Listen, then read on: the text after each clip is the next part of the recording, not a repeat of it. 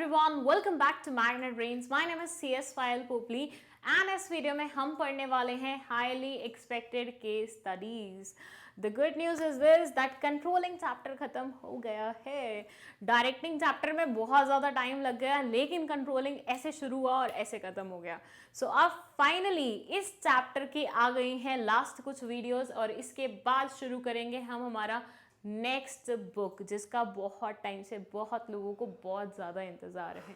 तो फाइनली हम शुरू करने जा रहे हैं. बस 2-3 वीडियोस और उसके बाद आपको वो सारी वीडियोस मिलेंगी जो कि सेकेंड बुक की होंगी. So just wait for it.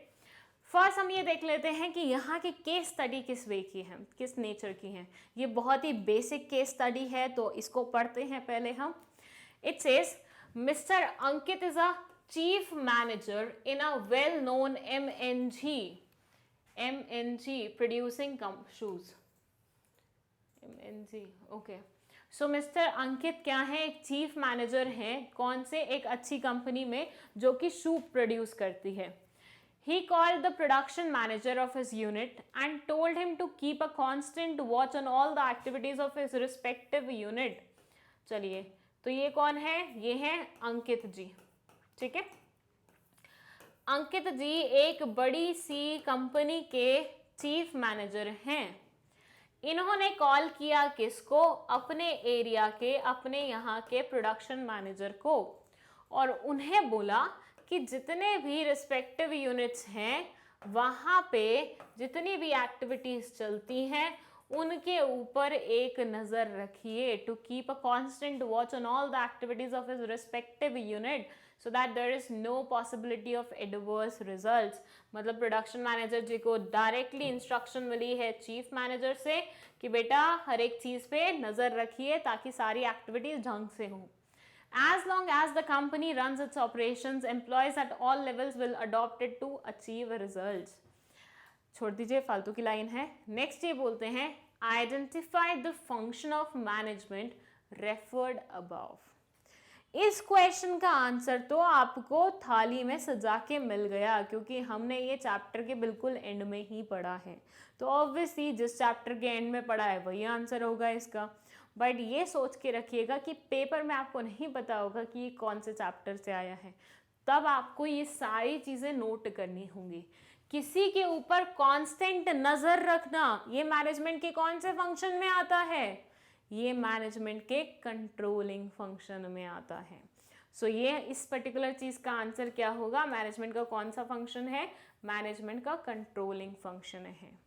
Then describe its 3 features. आपको यहाँ पे कंट्रोलिंग के 3 फीचर्स बताने हैं. हम ऑलरेडी पढ़ चुके हैं, अगर आपने वो वीडियोस नहीं देखी हैं तो देख लीजिए. पहला है goal oriented, continuous process, pervasive function. अगर आपको इनके अलावा बाकी के फीचर्स लिखने हैं तो आराम से लिख सकते हो. ऐसे कोई वो नहीं है हार्ड एंड फास्ट रूल कि ये 3 फीचर्स मैंने आपको बताया तो वही आपको लिखने पड़ेंगे. तो ये बहुत ज़्यादा बेसिक नेचर की एक केस स्टडी थी इसलिए मैंने इस पर ज़्यादा टाइम नहीं लगाया. क्या था इसमें, चीफ मैनेजर था, उसने प्रोडक्शन मैनेजर को बोला कि सबके ऊपर नज़र रखिए और लास्ट में आपसे एक क्वेश्चन कर दिया कि नज़र रखना कौन सा फंक्शन होता है मैनेजमेंट का. तो आपने सीधा सीधा बता दिया कि सर ये तो फंक्शन होता है कौन सा, हमारा कंट्रोलिंग का. और उसके 3 features goal oriented, continuous function और परवेसिव फंक्शन, ये सारे हमने बता दिए. चलिए यहाँ पे ये केस स्टडी समाप्त होती है. Let's move to the next case study. ये क्या बोलती है,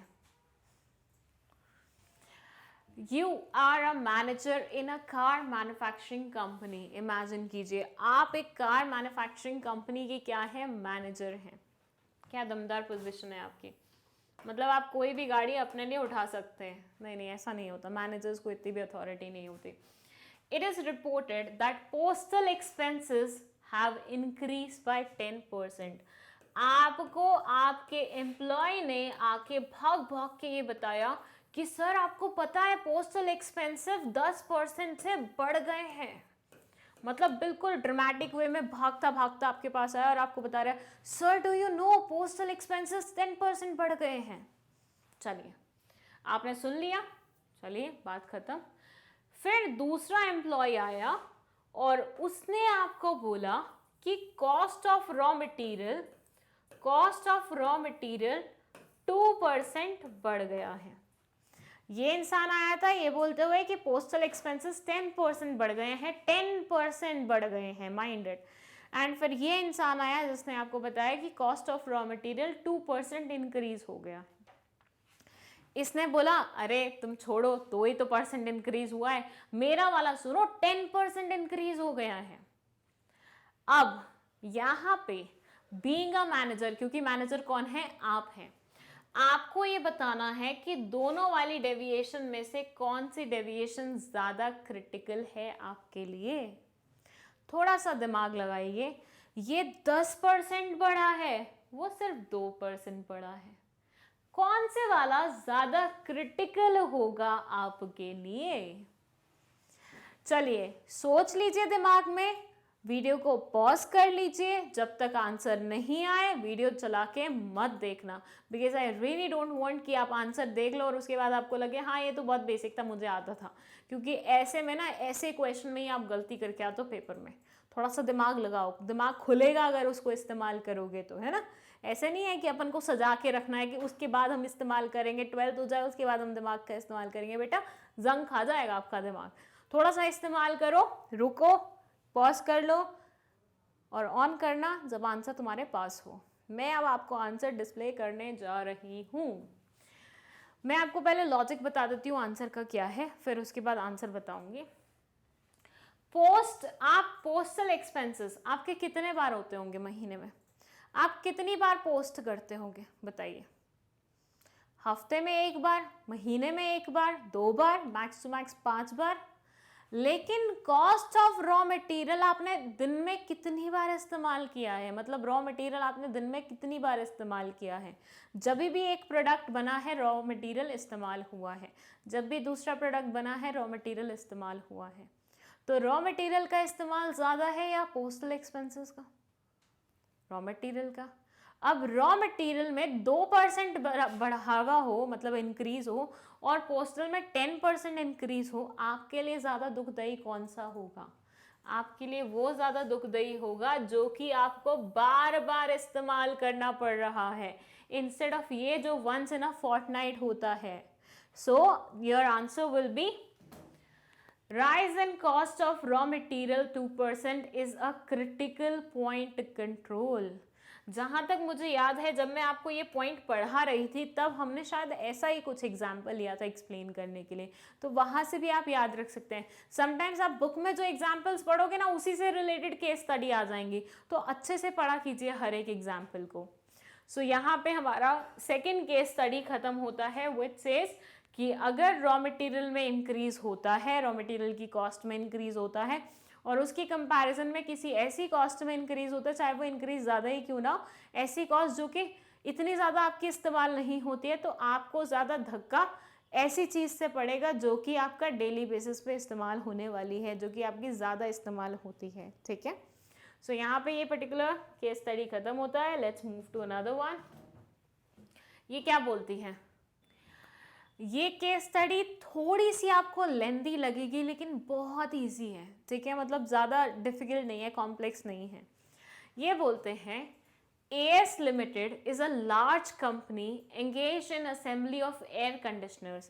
एक कंपनी है जिसका नाम है AS Limited।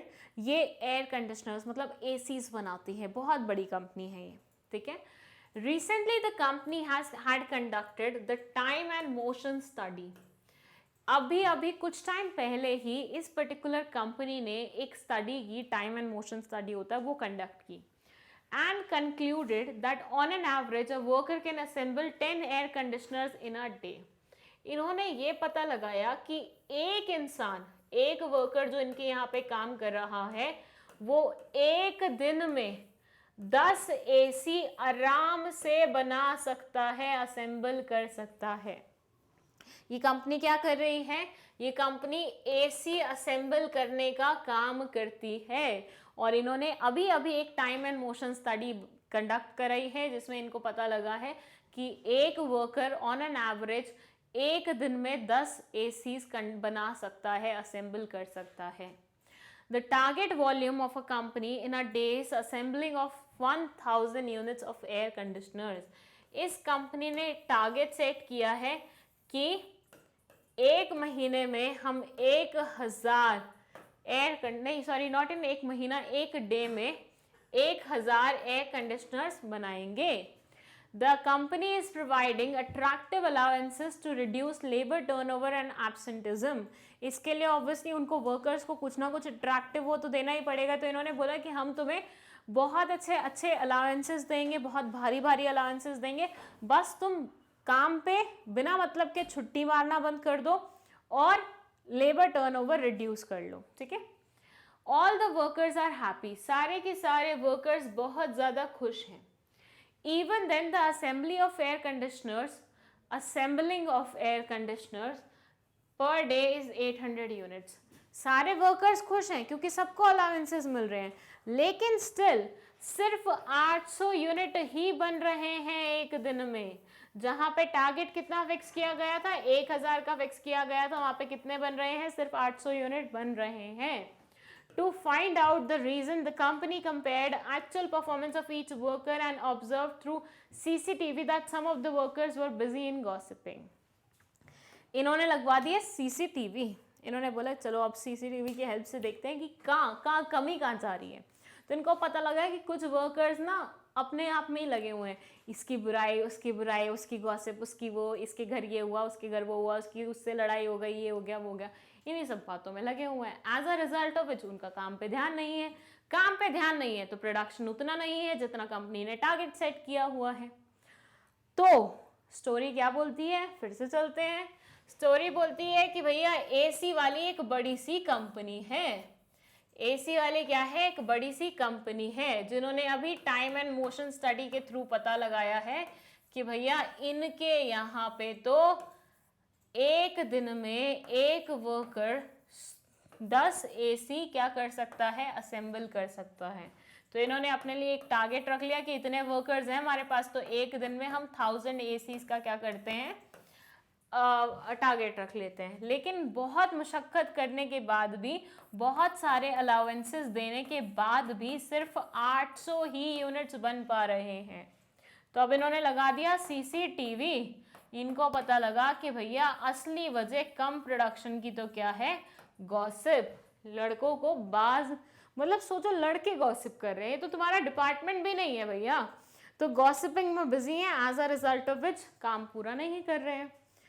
अब आपको यहाँ पे आइडेंटिफाई करना है function of management discuss above, but वो करने से पहले मैं आपको एक छोटा सा ट्रिक बताती हूँ कि कैसे आप केस स्टडीज़ को सॉल्व कर सकते हो। मैंने आपको बहुत सारे एग्जाम्पल्स दिए हैं अभी तक केस स्टडी सॉल्व करते करते कि ऐसे करो ऐसे करो, लेकिन अब मैं आपको टिप्स भी दिया करूँगी, क्योंकि केस स्टडी क्या होता है, एक बार पढ़ने में तो लगता है अरे बहुत ईजी है, लेकिन खुद से नहीं बन पाता।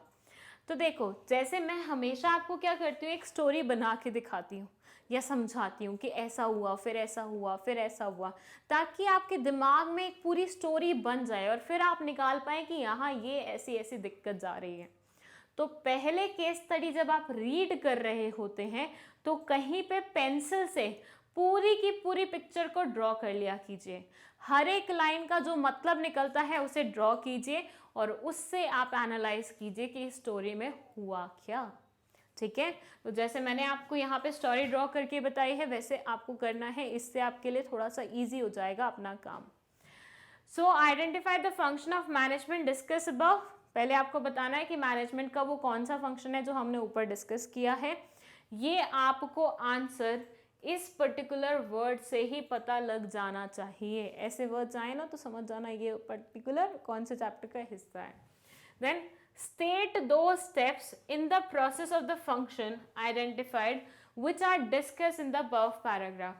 आपको वो steps बताने हैं उस function के जो कि आपने ऊपर वाले पॉइंट में बताया है, जो कि उसकी प्रोसेस को जताते हैं। मतलब अगर आपका आंसर फर्स्ट वाला जो भी होगा, जो भी फंक्शन होगा, उसका प्रोसेस जो होता है आपको वो याद रखना पड़ेगा और आपको फिर उस प्रोसेस से इसको कंबाइन करना पड़ेगा कि भैया कौन सा वाला ऐसा लाइन था जो कि उस प्रोसेस से रिलेट करता है। So it says first the answer is controlling. बिना वो किए ही, मतलब पॉज लिए ही हमने आंसर डिस्कस कर लिया है। उसका रीज़न ये है क्योंकि सबको पता है चैप्टर कंट्रोलिंग पढ़ रहे थे तो फंक्शन भी कौन सा होगा, कंट्रोलिंग ही होगा। बट सीसीटीवी वाला एक अच्छा कीवर्ड है जिससे आप पकड़ लगा सकते हैं कि भैया ये कंट्रोलिंग चैप्टर का हिस्सा है। अब प्रोसेस की बात करें तो सेटिंग परफॉर्मेंस स्टैंडर्ड्स, आपने टारगेट सेट किया 1000 यूनिट्स का पर डे, वो क्या था, कंट्रोलिंग कैसे होती है, कंट्रोलिंग की स्टार्टिंग ही यहीं से होती है कि पहले स्टैंडर्ड सेट होते हैं। Then recently the company had conducted the time and motion study, okay this is the line which they have used। तो एक ही पॉइंट बताना था तो बस यहाँ पे आपका क्या हो जाता है, आंसर खत्म हो जाता है। बट इंश्योर कीजिएगा कि अगर वो लाइन पूछते हैं आपसे कि पैराग्राफ की वो कौन सी लाइन थी तो वो बताइए आप, ठीक है, उसको एक्सप्लेन किए बिना काम नहीं चलेगा। चलिए यहाँ पे हमारा एक और केस स्टडी खत्म होता है। Let's move to another case study, that is this one. A company was manufacturing LED bulbs. Okay, so ये कंपनी क्या थी, ये नया केस स्टडी है, ऑब्वियसली आप समझ ही गए होंगे। तो इस कंपनी में क्या हुआ, इस कंपनी में बन रहे थे LED bulbs which were in great demand। याद है ना बीच में एक ज़माना आया था जब LED हर एक जगह यही हो रहा था, LED टीवी चाहिए, LED बल्ब चाहिए, ये करना है वो करना है। हमारे भी घर के सारे बल्ब चेंज हो गए थे, हमारे घर का टीवी चेंज हो गया था जब ये LED का एकदम से ज़माना आया था।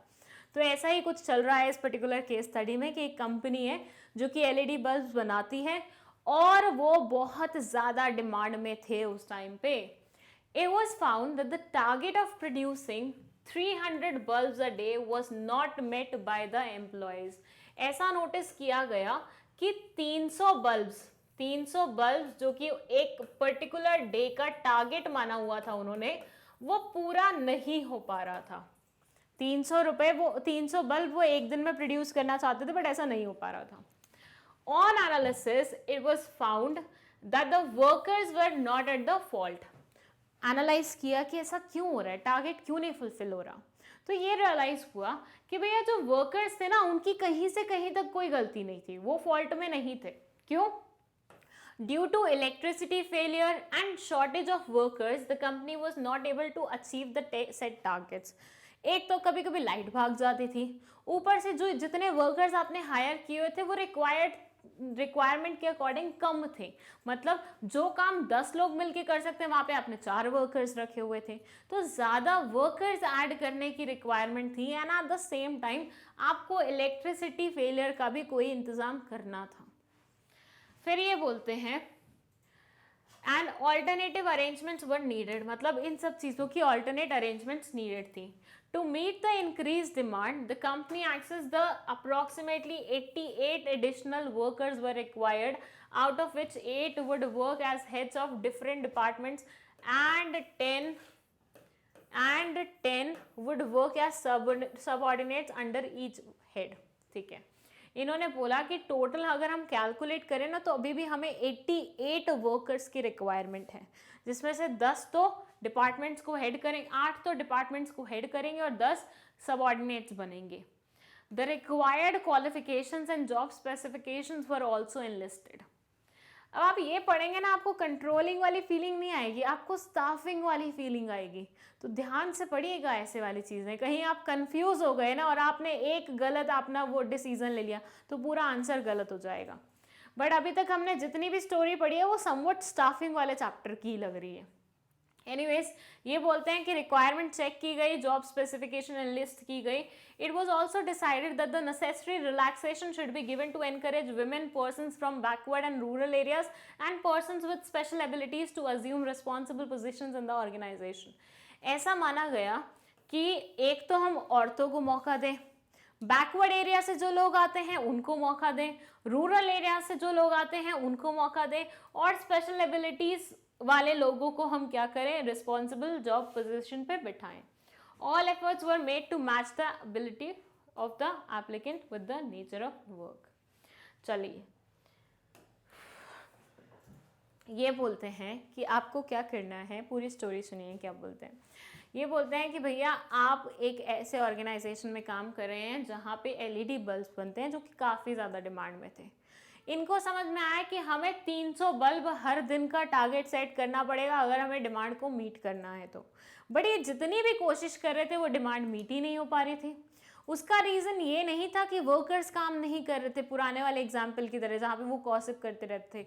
यहाँ पे वर्कर्स काम कर रहे थे, अपनी क्षमता के बराबर भी कर रहे थे, बट इट वाज फेल्ट कि इलेक्ट्रिसिटी फेलियर इतना ज़्यादा था एंड वर्कर्स जितने रिक्वायर्ड थे उसके कंपैरिजन में कम थे, जिसके कारण हम टारगेट्स को मीट नहीं कर पा रहे थे। तो अब कंपनी ने क्या किया, अब कंपनी ने एनालाइज किया कि हमें और कितने लोगों की रिक्वायरमेंट है। तो उन्होंने एनालाइज करके बताया कि हमें 88 वर्कर्स की रिक्वायरमेंट है, जिसमें से 8 क्या बनेंगे, डिपार्टमेंट हेड बनेंगे, और 10 क्या करेंगे, हर एक के अंदर अंदर काम करेंगे। ठीक है, द रिक्वायर्ड क्वालिफिकेशन और जॉब स्पेसिफिकेशन मेंशन हो गई हैं and now they have decided कि हम इनकरेज करेंगे विमेंस को यहाँ पे रखेंगे, बैकवर्ड एरिया से जो लोग आते हैं उनको यहाँ पे हायर करेंगे, रूरल एरिया से जो लोग आते हैं उनको यहाँ पे हायर करेंगे एंड स्पेशल एबिलिटीज़ वाले लोगों को हायर करेंगे। मतलब टोटल ये क्या कर रहे थे, सोशल वेलफेयर की तरफ जा रहे थे। और सारे ऑर्गेनाइजेशन ने एफर्ट्स लगा के अपनी एबिलिटीज़ को मीट करने की कोशिश कर ली। ठीक है, तो बस अब आपको इस पूरी केस स्टडी को पढ़ते हुए ये बताना है कि यहाँ पे मैनेजमेंट के कौन कौन से फंक्शंस के बारे में बात हो रही है। पूरी केस स्टडी को एनालाइज कीजिए और बताइए कि मैनेजमेंट के किन किन फंक्शंस के बारे में बात हुई है यहाँ पे। And at the same time आपको इस पूरे पैराग्राफ को पार्ट्स में देखना है और एनालाइज करना है कि उन फंक्शंस को दिखाता हुआ वो कौन सा लाइन है। तो पूरे पैराग्राफ में से you will have to mark the line, you will have to write that line in your answer and at the same time you will have to tell them कि भैया फंक्शन ये है management का जिसके बारे में बात हुई है। अगेन एक कंफ्यूजन वाली चीज यहाँ पे ये है कि यहाँ पे मैनेजमेंट के एक नहीं बल्कि 2 फंक्शंस के बारे में बात हो रही है। I am giving you a big hint यहाँ पे कि 2 फंक्शंस की बात हो रही है। तो पेपर में ध्यान रखिएगा कि आप पूरे केस स्टडी में कितने फंक्शंस को रीड कर रहे हैं। अगर आपने सिर्फ एक ही फंक्शन लिखा तो आपको आधा नंबर मिलेगा, जितने भी मार्क्स का होगा उसका आधा ही आपको मिलेगा। ठीक है, तो यहाँ पे मैं आपको पहले ही बता देती हूँ कि मैनेजमेंट के 2 फंक्शंस के बारे में बात हो रही है और आपको दोनों ही फंक्शंस के बारे में आंसर लिखना है। चलिए, जिनके दिमाग में ऑलरेडी आ गया है वो वीडियो देखते रहिए, जिनको पॉज लेके सोचने की ज़रूरत है तो पॉज लीजिए और उसके बाद वीडियो ऑन करके देखिएगा आंसर क्या रहता है। ठीक है, मैं आंसर रिवील करने जा रही हूँ। आंसर है स्टाफिंग एंड कंट्रोलिंग। ये 2 मैनेजमेंट के फंक्शंस हैं जिनके बारे में यहाँ पे डिस्कशन हुआ है। अब आप पूछेंगे मैम कैसे, तो मैं बता देती हूँ। आपने ये लाइन पढ़ी थी कि एक टारगेट सेट किया गया है 300 बल्ब्स का और वो टारगेट मीट नहीं हो पा रहा है। फिर आपने रीजंस फाइंड किए हैं कि वो मीट क्यों नहीं हो पा रहा है एंड फिर आपने करेक्टिव एक्शंस लिए हैं। ये पूरी जो राम कथा आपने यहाँ से यहाँ तक पढ़ी है वो सारे किसकी तरफ इशारा करती हैं कि भैया कंट्रोलिंग हो रहा है। टारगेट सेट किया 300 बल्ब का, पूरा नहीं हुआ, एक्चुअल परफॉर्मेंस चेक की, दोनों के बीच में डिफरेंस फाइंड किया, डेविएशंस फाइंड की, करेक्टिव एक्शन लेने के लिए ज़्यादा लोगों को हायर करा, तो यहाँ पे आप कंट्रोलिंग ही तो कर रहे थे। ये सारी लाइंस पैराग्राफ की बताती हैं कि कंट्रोलिंग हो रहा है। उसके बाद ये बोलते हैं कि आपने एडिशनल लोगों को हायर किया, दैट मीन्स आपने क्या किया, आपने स्टाफिंग किया। रिमेंबर दैट लाइन कि जॉब क्वालिफिकेशंस लिखी, आपने जॉब स्पेसिफिकेशंस लिखी, फिर आपने जॉब्स के लिए मतलब लोगों को हायर करने के बारे में बात की, ये किया वो किया, तो ये सारा स्टाफिंग में ही तो आता है, रिक्रूटमेंट और ये और वो। सो मैनेजमेंट के 2 फंक्शंस जिनके बारे में यहाँ बात हो रही है वो फर्स्ट है कंट्रोलिंग एंड सेकंड है स्टाफिंग। स्टेप्स इन स्टाफिंग में से मैन पावर रिक्वायरमेंट को कैलकुलेट करना, रिक्रूटमेंट करना, ये सारी लाइंस बताती हैं। ये लाइन है, मैं आपको थोड़ा सा साइड होके बता देती हूँ, these are the lines. Second, controlling की कौन कौन सी लाइन है, वो 300 बल्ब वाली चीज़, फिर उसके बाद एनालाइज करना ऑल्टरनेटिव वो, फिर उसके बाद लोगों को हायर करना, टेकिंग करेक्टिव एक्शंस। तो ये सारे स्टेप्स दिखाते हैं कि भैया स्टाफिंग और कंट्रोलिंग दोनों ही हो रहा है यहाँ पे। चलिए, बहुत शानदार। अब हम पढ़ लेते हैं हमारी नेक्स्ट केस स्टडी, जो कि है राजीव एंड संजीव की केस स्टडी। राजीव और संजीव नाम एक जैसे हैं लेकिन ओपिनियंस बहुत डिफरेंट हैं। कैसे? ये बोलते हैं Rajiv and Sanjeev are managers in same organisation heading different units. पहले तो आपने यहाँ तक पढ़ा होगा तो आपका रिएक्शन होगा, अरे साथ में कैसे मैनेजर्स हो सकते हैं? तो बेटा डिफरेंट डिपार्टमेंट्स के मैनेजर साथ में हो सकते हैं एक ही ऑर्गेनाइजेशन में। अगर कोई आपको बोले कि एक ऑर्गेनाइजेशन में सिर्फ एक ही मैनेजर होता है, उसको समझा दीजिएगा कि बेटा जितने डिपार्टमेंट्स होंगे उतने मैनेजर्स आराम से हो सकते हैं। तो राजीव और संजीव दो अलग अलग डिपार्टमेंट्स के मैनेजर्स थे। While discussing about the functions of management, Rajiv says that planning is looking ahead whereas controlling is looking back. यहाँ पे राजीव जी अपने ओपिनियन को व्यक्त करते हुए बोलते हैं कि प्लानिंग क्या है, looking ahead, whereas controlling is looking back. ठीक है, इन्होंने 12th शायद अच्छे से नहीं किया था इसलिए इनका ऐसा हाल है, बट एनीवेज कोई बात नहीं। फिर संजीव जी बोलते हैं नहीं नहीं बेटा तुम गलत बोल रहे हो, planning is looking back whereas controlling is looking ahead. बेटा तुम कौन सा सही बोल रहे हो? तो बेसिकली इन दोनों ने ही 12th अच्छे से नहीं की थी, तभी मैं बोलती हूँ 12th अच्छे से कर लो, वरना ऐसा ही हाल होगा, मैनेजर्स बन जाओगे लेकिन पता कुछ नहीं होगा। तो ये एक इंसान बोल रहा है कि प्लानिंग इज लुकिंग फॉरवर्ड और controlling is looking backward, whereas दूसरा बोल रहा है controlling is looking forward whereas planning is looking backward, मतलब उल्टी चीजें बोल रहे हैं। अब समझदार 12th के स्टूडेंट आपको बताना है दैट बोथ में से कौन सा सही बोल रहा है और रीजन क्या है आपकी स्टेटमेंट का।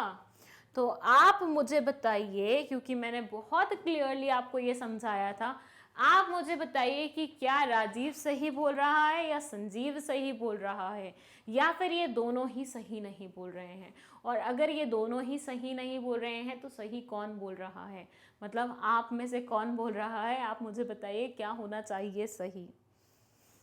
देखिए मैं ज़्यादा टाइम वेस्ट नहीं करूँगी बिकॉज ये कॉन्सेप्ट हमने बहुत अच्छे तरीके से पढ़ी थी, मतलब अच्छे से एक लंबा सा वीडियो बनाया तो बहुत सारे पॉइंट्स कवर किए थे। और मैंने आपको बताया था कि कभी भी पार्शियल स्टेटमेंट आए, मैंने मेंशन भी किया था ऐसी स्टेटमेंट के बारे में कि अगर पेपर में पार्शियल स्टेटमेंट आ जाए तो समझ जाना आपको ट्रैप करने की कोशिश चल रही है। तो यहाँ पे वही कोशिश की है इन्होंने कि पार्शियल स्टेटमेंट दे दिया है, एक राजीव ने पार्शियली बोल दिया है, एक संजीव ने पार्शियली बोल दिया, आपको दोनों को कंबाइन करना है और फुल स्टेटमेंट बना देनी है। और फुल स्टेटमेंट क्या बोलती है कि both planning and controlling, both planning and controlling, आगे को वो कीजिए, पॉज लीजिए, क्योंकि मैं एकदम से आंसर रिवील नहीं कर सकती क्योंकि बहुत सारे लोगों ने अभी सोचा नहीं होगा। तो बेटा सोच लीजिए, जिनने नहीं सोचा है वीडियो को पॉज कर लीजिए और उसके बाद चला के देखिएगा कि क्या आपका आंसर वही है जो मैं बोल रही हूँ। चलिए, आंसर है both planning and controlling are forward looking and at the same time backward looking. मतलब planning is also forward looking and backward looking, controlling is also forward looking and backward looking. So both these concepts are forward looking and backward looking. So answer इनका ये होना चाहिए कि राजीव भी गलत है, संजीव भी गलत है और ये दोनों ही पार्शियल स्टेटमेंट बोल रहे हैं। In the given case, both Rajiv and Sanjeev were wrong because planning and controlling both are forward looking function and planning and controlling are both backward looking function. Functions, यहाँ पे हमने वो जो सारे points पढ़े थे ना कि फॉरवर्ड लुकिंग बैकवर्ड लुकिंग में कैसे कैसे कैसे कैसे, मैं ये एक्सप्लेन नहीं करूँगी, आपको चाहिए तो आप इसका स्क्रीनशॉट ले लीजिए, आप इसको बाद में पढ़ सकते हैं। हम ये सारे फंक्शंस कवर कर चुके हैं, हम ये सारे पॉइंट्स कवर कर चुके हैं हमारे प्रीवियस वीडियो में। सो अगर आपने नहीं देखे हैं तो वो वीडियोज़ आप देख सकते हैं, अपना डाउट क्लियर कर सकते हैं। और वो वीडियो काफ़ी इंपॉर्टेंट भी है because I told you people ना कि 12th में मुझे ये क्वेश्चन आया था when I giving my boards examination, तो उस टाइम पे मुझे ये क्वेश्चन आया था पेपर में, तो हो सकता है आपको भी आए, तो बेटर है be prepared for it, right.